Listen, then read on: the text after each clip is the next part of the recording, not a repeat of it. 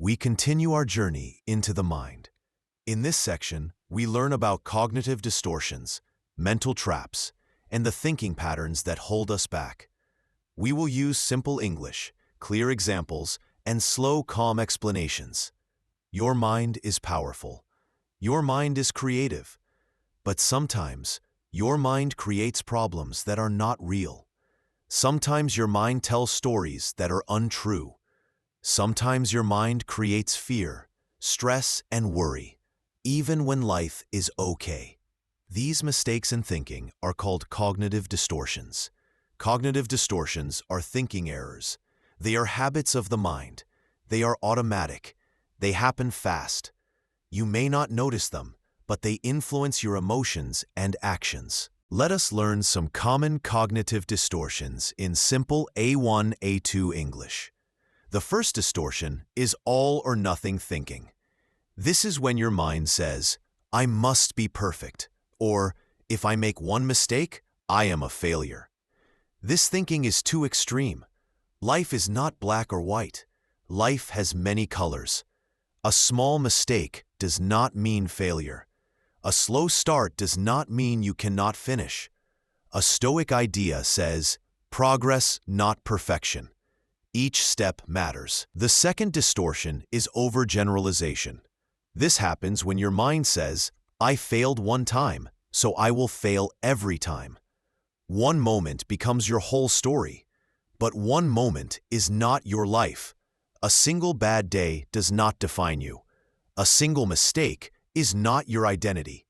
You can always learn. You can always grow. The third distortion is mind reading. This is when you think, "People are judging me," or "They think I am not good." But you do not know their thoughts. You only imagine them. Mind reading creates fear. Mind reading creates anxiety. The truth is simple. People are too busy with their own lives to think about you all the time. Free your mind from imagined judgment. The fourth distortion is catastrophizing. This means expecting the worst. You think if something small goes wrong, everything will go wrong. You imagine disaster. You imagine failure. You imagine pain. But most fears never become real. Seneca said, "We suffer more in imagination than in reality." Many problems exist only in our mind. The fifth distortion is filtering. This means focusing only on the negative and ignoring the positive. Your mind sees one bad comment and forgets the 5 good comments. Your mind sees one small mistake and ignores all the progress. Filtering makes your mind blind to growth. When you see the full picture, you feel stronger and calmer. Now let us learn a simple idea. Cognitive distortions are not you. They are mental habits. They are patterns. They can change. When you learn to catch these distortions, you take back control of your thoughts. Let us practice identifying them with simple examples. Imagine you study a new skill. You make one mistake. You say, "I always fail." This is overgeneralization. Imagine your friend looks serious. You think, "She is angry at me." This is mind reading. Imagine you get a small problem at work. You think, "I will lose everything." This is catastrophizing. Imagine you get 9 correct answers and 1 wrong answer.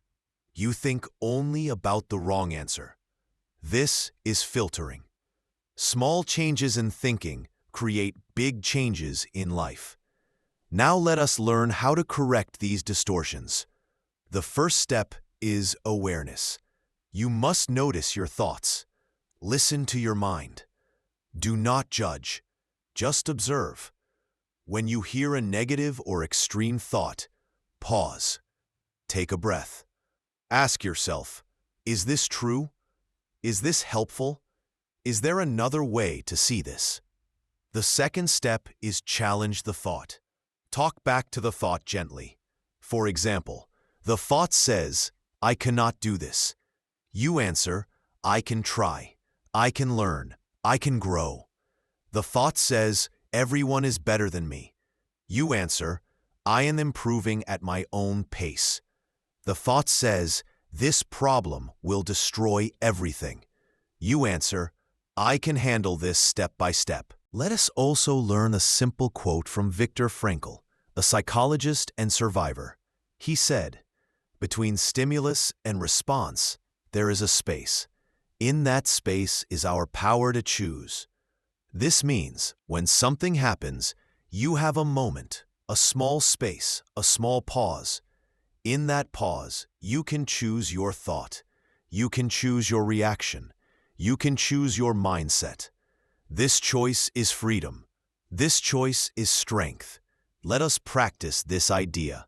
Imagine someone speaks to you rudely. The old reaction is fast: anger, stress, or sadness. The new reaction creates a pause. You breathe. You think, "I can choose my response." You stay calm. You understand the other person may be stressed. You protect your inner peace. This is mindset reprogramming. Reprogramming is not magic. Reprogramming is training. You train the mind the same way you train a muscle. You repeat, you practice, you grow. In this section, you learned what cognitive distortions are, how they work, how they trick your mind, and how to challenge them. In the next section, we will build a full routine to reprogram your mindset, create strong habits, and live with purpose and clarity.